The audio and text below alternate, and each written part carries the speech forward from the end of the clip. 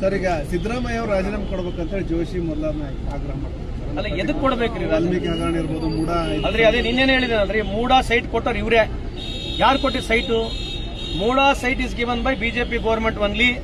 Let them accept that it is given. ನಾವು corrupt ಆಗಿ ಕೊಟ್ಟಿದೀವಿ, ನಾವೆಲ್ಲ ರೂಲ್ಸ್ ನ ಬಿಟ್ಟು ಕೊಟ್ಟಿದೀವಿ ಅಂತ ಫಸ್ಟ್ ಒಪ್ಕೋಬೇಕು.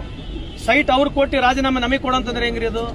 ನಿನ್ನೆ ಹೇಳ್ತಾ ಇದ್ರು, ಈಗ ಎಲೆಕ್ಟ್ರಲ್ ಬಾಂಡ್ ಯಾರು ಇದಕ್ಕೆ ಉತ್ತರ ಕೊಡ್ಬೇಕು? Electoral bond. ಆಮೇಲೆ ಪ್ರಹ್ಲಾದ್ ಜೋಶಿ ಸಾಹೇಬರು ಮುಖ್ಯಮಂತ್ರಿಯವರು ರಾಜೀನಾಮೆ ಕೊಡ್ಬೇಕಂತ ಹೇಳ್ತಾ ಇದಾರಲ್ಲ, ನಿಮ್ಮ ಕಾಲಾವಧಿಯಲ್ಲಿ 530 ಮೈನಿಂಗ್ ಲೀಸ್ಗಳನ್ನ ಅಂಬಾನಿ ಅದಾನಿ ಅವ್ರಿಗೆ ಕೊಟ್ಟಿದ್ದೀರಿ. ಇದ್ರ ಬಗ್ಗೆ ಚರ್ಚೆ ಮಾಡ್ತೀರಾ? ನೀವೆಷ್ಟು ಮೈನಿಂಗ್ ಬ್ಲಾಕ್ಗಳು ಯಾರಿಗೆ ಕೊಟ್ಟಿದ್ದಾರೆ ಅದ್ರ ಬಗ್ಗೆ ಎಲ್ಲ ಪ್ರೆಸ್ ಮೀಟ್ ಮಾಡಿದಾರಾ?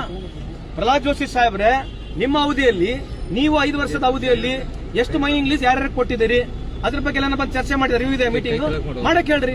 ಇಲ್ಲಿ ಬರೋದು ಮುಖ್ಯಮಂತ್ರಿಗಳಿಗೆ ರಾಜೀನಾಮೆ ಕೊಡಬೇಕು. ಎದಕ್ಕೆ ಕೊಡ್ಬೇಕು ರಾಜೀನಾಮೆ? For what wrong is done to give any resignation ಕೊಡ್ತಕ್ಕಂತ ರೀಸನ್ ಏನಿದೆ ಅದಕ್ಕೆ?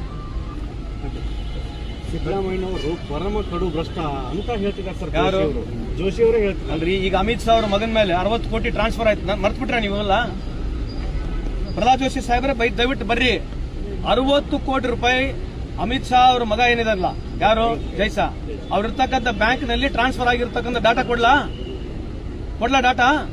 ಸುಮ್ಮನೆ ಏನೋ ಮಾತಾಡಬೇಕು. ಪ್ರಹ್ಲಾದ್ ಜೋಶಿ ಸಾಹೇಬ್